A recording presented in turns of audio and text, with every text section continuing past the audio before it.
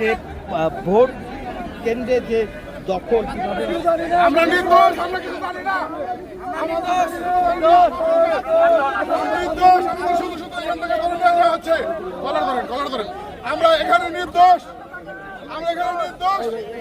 আমাদের শুধু শুধু ধরে নিয়ে